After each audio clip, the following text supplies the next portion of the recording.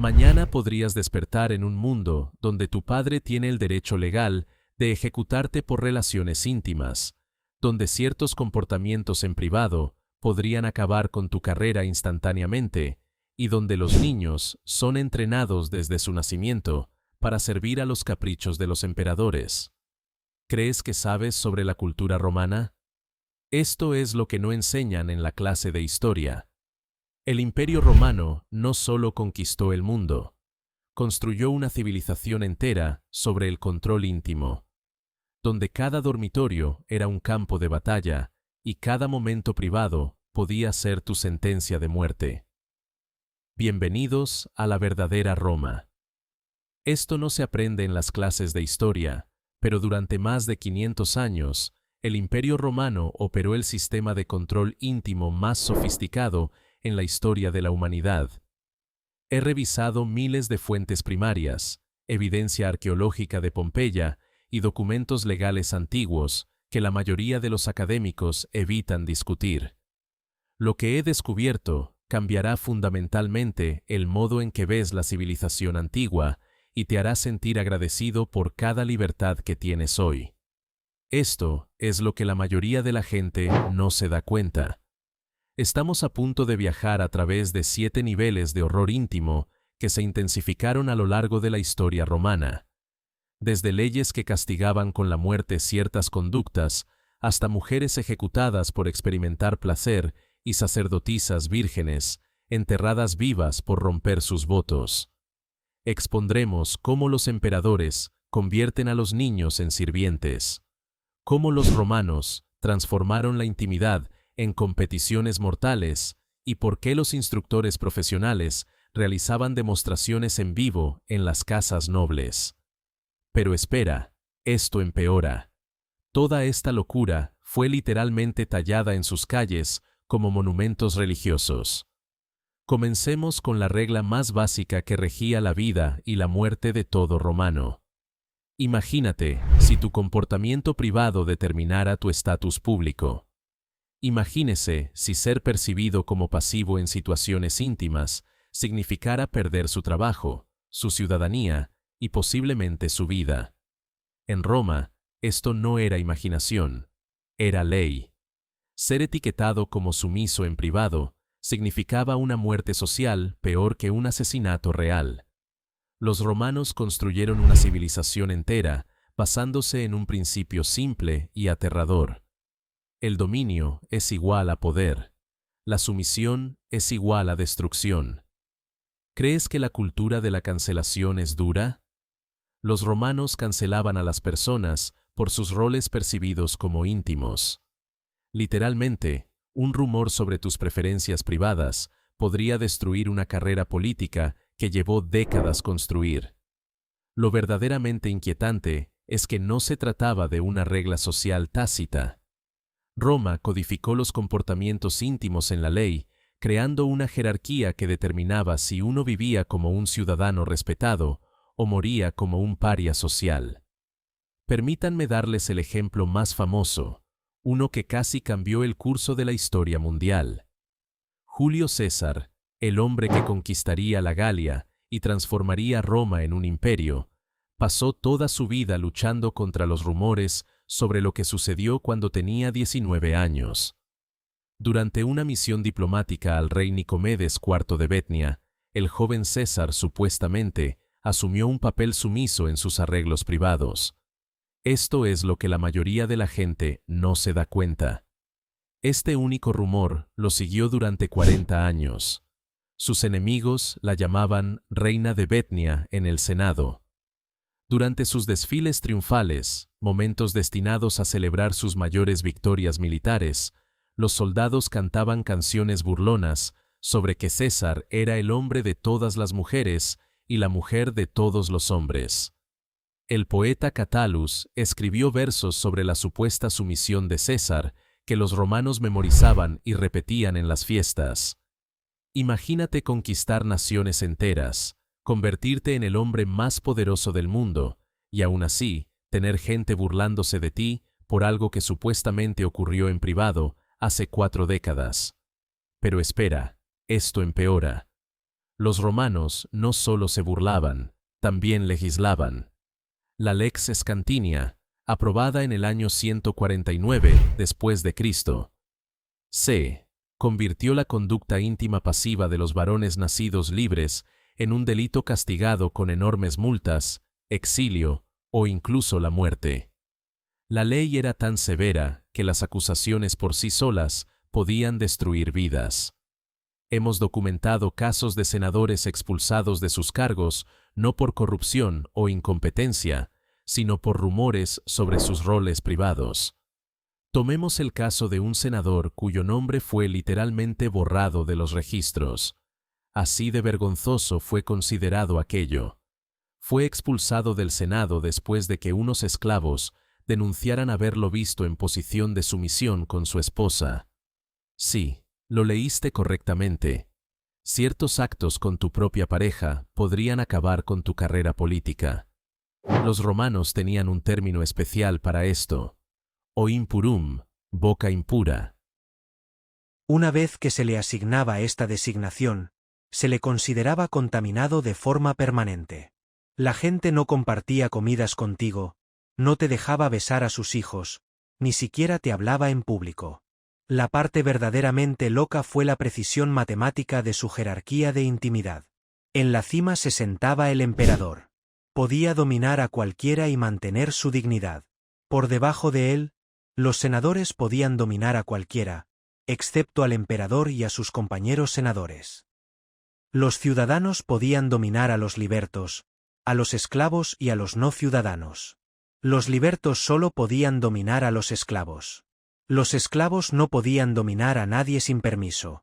Romper esta jerarquía no solo era vergonzoso, sino criminal.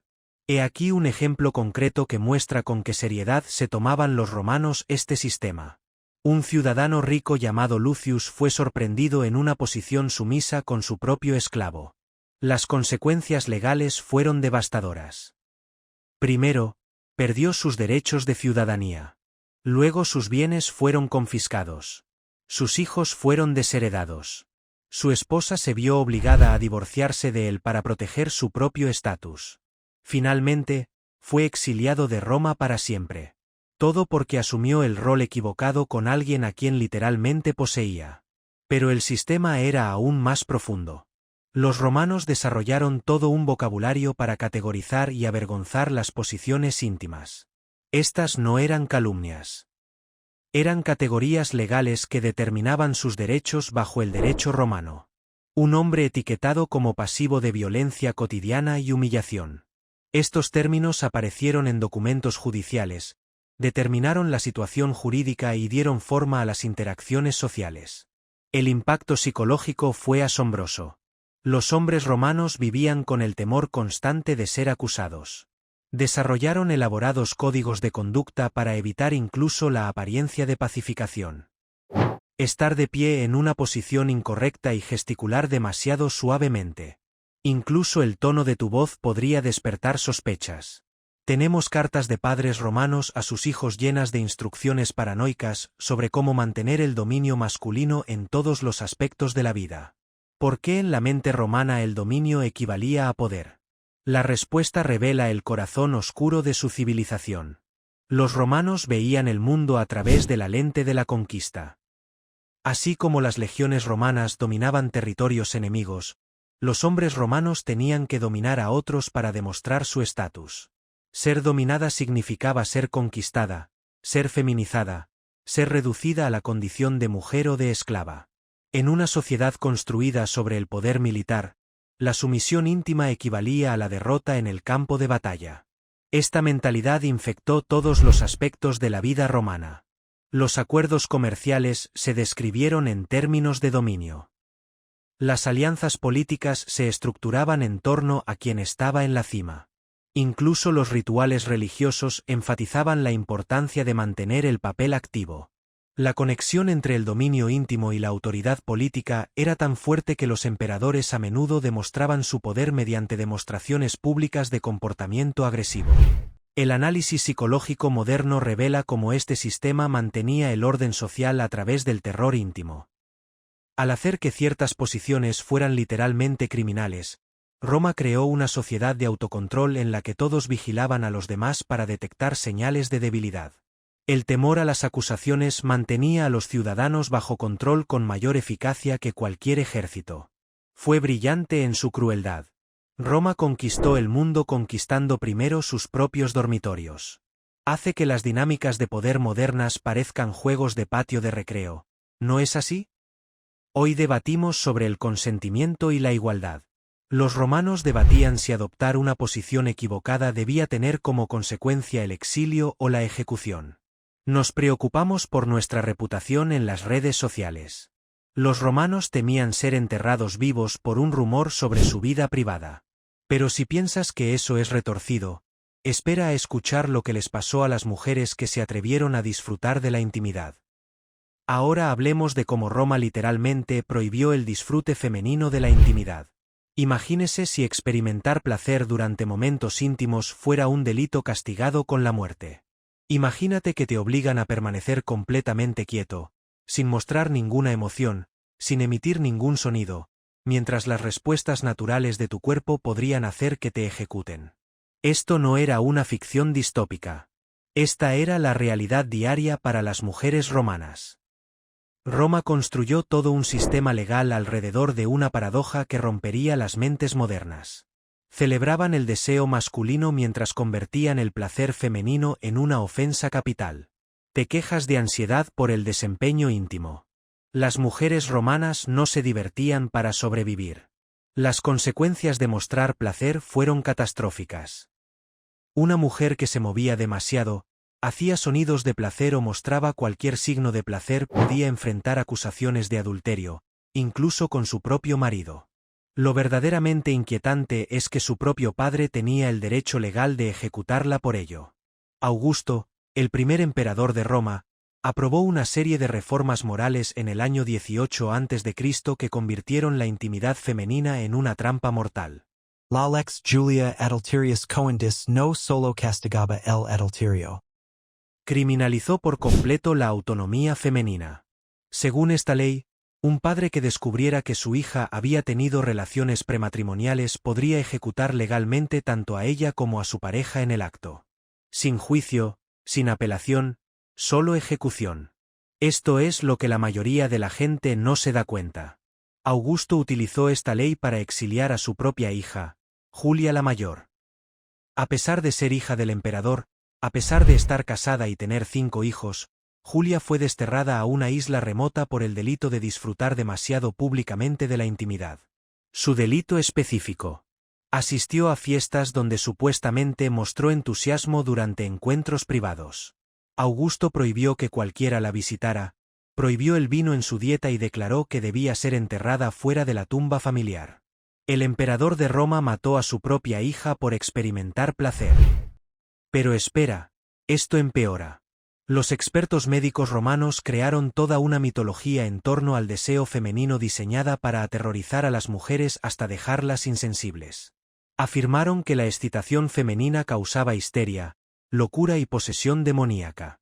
El doctor Saranus de Efeso, considerado el mayor ginecólogo de Roma, escribió que las mujeres que experimentaban demasiado placer sufrían de útero errante, una condición en la que el útero se desprendía y flotaba alrededor del cuerpo, causando locura. Los tratamientos para la excitación femenina eran esencialmente tortura médica. Contamos con registros detallados de los procedimientos. Las mujeres que mostraban signos de disfrute eran sometidas a tratamientos de enfriamiento, obligadas a sentarse en agua helada durante horas, a beber pociones hechas de plomo y mercurio o a someterse a fumigaciones en las que respiraban humo tóxico para calmar el útero. Las mujeres ricas pagaban fortunas para que los médicos las envenenaran hasta dejarlas insensibles. Consideremos el caso de Esronia, una mujer noble cuya historia sobrevive en fragmentos. Después de que su marido informara que ella parecía disfrutar excesivamente de su noche de bodas, fue enviada a las principales autoridades médicas de Roma. El régimen de tratamiento fue horrible. Baños de hielo diarios al amanecer, consumo forzado de hierbas amargas que causaban enfermedades, sangrías para reducir la pasión, aplicación de pólvora de plomo para enfriar el cuerpo. Después de 6 meses de esta tortura médica, Esronia había aprendido a permanecer completamente quieta durante los encuentros íntimos, sin mostrar ninguna respuesta. Los médicos la declararon curada. El doble rasero era impresionante en su crueldad. Los mismos hombres que exigían a sus esposas un adormecimiento íntimo celebraban abiertamente sus propias conquistas. Un hombre romano podía relacionarse con esclavos, prostitutas y no ciudadanos sin consecuencias. Podía jactarse de su veracidad en el Senado. Podría encargar estatuas que celebren su destreza. Pero si su esposa sonreía durante la intimidad, sentencia de muerte. Las mujeres romanas desarrollaron elaboradas estrategias de supervivencia que parecen una obra de terror psicológico. Crearon redes secretas para enseñarse mutuamente la realización del entumecimiento. Las mujeres mayores instruían a las más jóvenes en el arte de la supresión emocional, cómo respirar en silencio, cómo mantener relajados los músculos faciales y cómo prevenir respuestas involuntarias. Tenemos fragmentos de cartas donde las madres escriben a sus hijas con consejos como: piensa en las cuentas del hogar durante el acto y muérdete la lengua si sientes que el placer aumenta.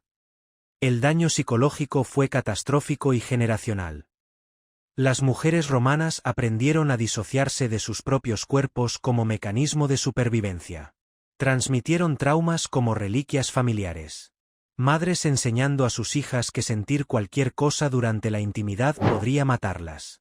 Toda la población femenina de Roma fue esencialmente entrenada para desarrollar la disfunción como una habilidad para preservar la vida. Pero el sistema era incluso más profundo que la opresión individual. El derecho romano convirtió el cuerpo de las mujeres en propiedad pública sujeta al control del Estado. El concepto de consentimiento femenino no existía. Las mujeres eran transferidas del padre al marido como títulos de propiedad. La intimidad de una mujer pertenecía a su guardián masculino y cualquier expresión de deseo personal era un robo a su dueño. El término legal era stupum.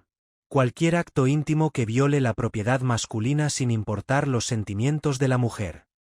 He aquí un caso jurídico concreto que demuestra la locura. Una mujer llamada Claudia fue acusada de adulterio porque fue vista riéndose con un amigo en el mercado. La evidencia contra ella. Los testigos declararon que ella parecía sonrojada y sonreía excesivamente en su presencia. Su marido se divorció de ella. Su padre la derribó. Y perdió la custodia de sus hijos. Nunca la acusaron de tener realmente relaciones, solo de aparentar disfrutar de una conversación con un hombre. La justificación religiosa lo empeoró aún más. Los sacerdotes romanos enseñaban que el placer femenino enojaba a los dioses y causaba desastres naturales. Atribuyeron las malas cosechas al disfrute de las mujeres. Atribuían las derrotas militares a que las esposas disfrutaban demasiado de sus maridos. Las vírgenes vestales, las sacerdotisas más sagradas de Roma, eran consideradas el ideal. Mujeres tan puras que no sentían nada, no querían nada, no experimentaban nada. ¿Por qué Roma criminalizó el placer femenino? La respuesta expone los temores más profundos del imperio. Los hombres romanos estaban aterrorizados por el deseo femenino porque no podían controlarlo mediante la fuerza. Podías conquistar territorios, esclavizar poblaciones y dominar a otros hombres mediante la violencia. Pero el deseo femenino requería la participación de las mujeres, y la participación implicaba elección. En una sociedad construida sobre la dominación, la autonomía femenina era una amenaza existencial. El sistema imperial de control íntimo llegaba a cada dormitorio, a cada matrimonio, a cada momento privado. Los maridos espiaban a sus esposas. Los esclavos denunciaban a sus amantes. A los niños se les enseñaba a observar a sus madres para detectar señales de disfrute indebido.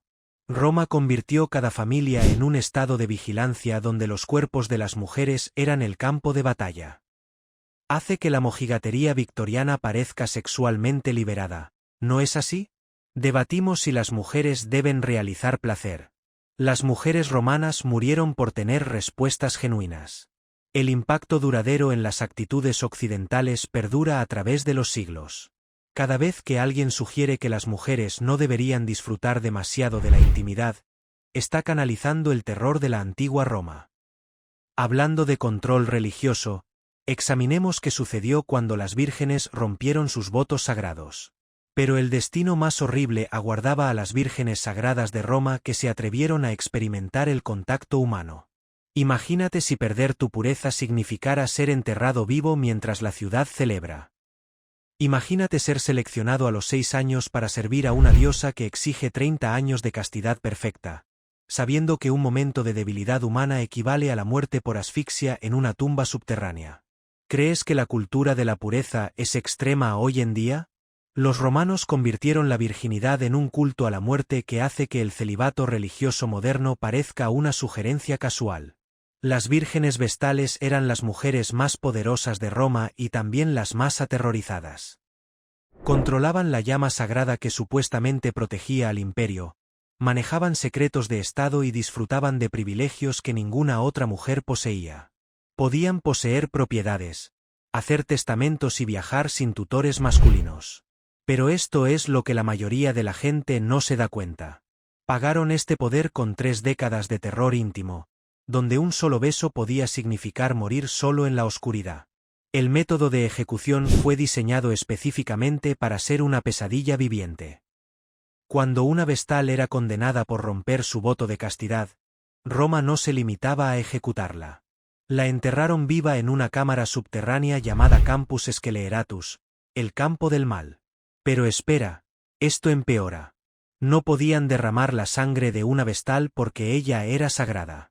Entonces crearon una ficción legal de que no la iban a ejecutar en absoluto. Ella simplemente estaba siendo enviada a la diosa. Así es como funcionaba el ritual del entierro, y los detalles te perseguirán. En primer lugar, la vestal condenada era despojada de sus vestimentas sagradas y vestida como una novia porque la muerte era considerada como su matrimonio con el inframundo.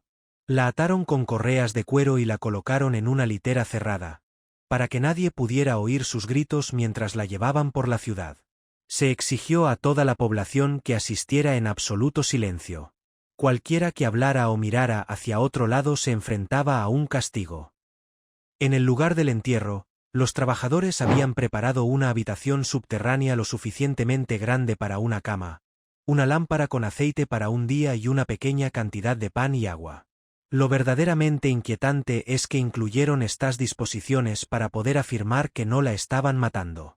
Simplemente la estaban poniendo en una habitación donde casualmente murió. La tortura psicológica de incluir suministros suficientes para prolongar la muerte, pero no los suficientes para sobrevivir, fue intencional. La vestal condenada se vio obligada a bajar por una escalera hasta la cámara. Ella tuvo que participar en su propio entierro. Una vez dentro se retiró la escalera. La abertura fue sellada con tierra y el suelo fue alisado como si no hubiera nada allí. Murió lentamente en la oscuridad. Probablemente tardó varios días en asfixiarse o morir de sed. Sobre la tierra, la ciudad volvió a la vida normal mientras ella arañaba el techo de tierra hasta que sus dedos sangraron. Permítanme contarles sobre la vestal Cornelia, cuya ejecución bajo el emperador de Misión muestra cuán políticas podían ser estas muertes. Cornelia había servido fielmente durante más de 20 años cuando de repente fue acusada de impureza. La evidencia, ninguna. Dimisión necesitaba un chivo expiatorio para las derrotas militares y decidió que los dioses debían estar enojados por las vestales impuras. Cornelia protestó su inocencia incluso mientras la vestían con ropas funerarias. Los testigos informaron que ella gritó: ¿Cómo puede César llamarme impura cuando ha conquistado y triunfado durante mi servicio? No importaba. Fue enterrada viva para satisfacer la paranoia imperial. Pero las vestales no fueron las únicas que murieron. Cualquier hombre que fuera descubierto con una vestal se enfrentaba a un destino posiblemente peor.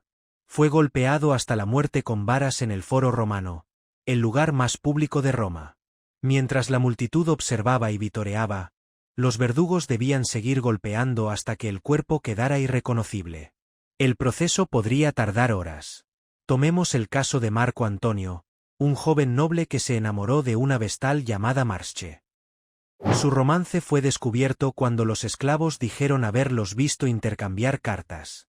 A Marco lo arrastraron hasta el foro, lo desnudaron y lo golpearon con varas hasta que sus huesos fueron visibles a través de la carne dañada.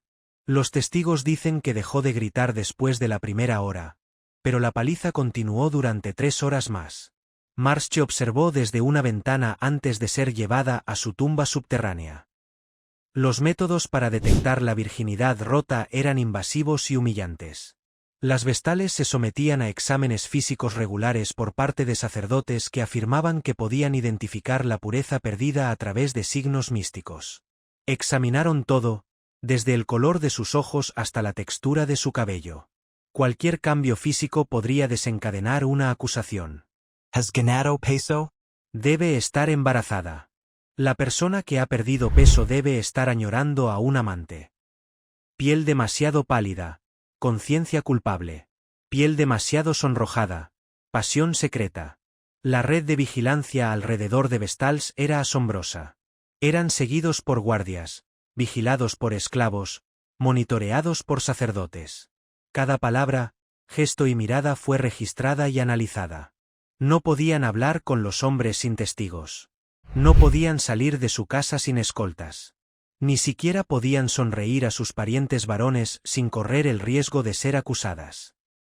Tenemos registros de Vestales que fueron investigadas por reírse demasiado fuerte en cenas. Las acusaciones falsas eran comunes y tenían motivaciones políticas. Los rivales podían destruirse entre sí acusando a la hija o hermana de su enemigo de servir como Vestal. El caso de Vestal Claudia muestra cómo funcionaron estas acusaciones. Su hermano estaba corriendo hacia la consola cuando su oponente difundió rumores sobre la pureza de Claudia. A pesar de no tener pruebas, fue obligada a someterse a un juicio público donde se expusieron detalles íntimos de su vida cotidiana. Ella sobrevivió solo gracias a un milagro. Rezó a la diosa Vesta para que probara su inocencia mediante intervención divina. Cuando las llamas sagradas de repente se encendieron más, la multitud la declaró pura. ¿Cuántas embarcaciones inocentes murieron por no poder producir milagros convenientes? El proceso de selección en sí mismo fue una tortura psicológica. Las niñas de entre 6 y 10 años eran elegidas por sorteo entre las familias nobles de Roma. Imagínate ser un niño de 6 años, separado de sus padres y al que le dicen que tocar a otro ser humano románticamente durante los próximos 30 años significa la muerte. El adoctrinamiento comenzó inmediatamente. Les enseñaron que su pureza literalmente protegía a Roma de la destrucción. Cada derrota militar, desastre natural o plaga fue potencialmente culpa suya por sus pensamientos impuros. Muchos barcos se agrietaron bajo la presión. Las tasas de autolesiones eran astronómicas, pero se ocultaban para mantener el prestigio de la institución. Tenemos fragmentos de cartas de embarcaciones que describen pesadillas, alucinaciones y comportamientos autodestructivos. Una escribió: «Sueño con la tierra abriéndose bajo mis pies.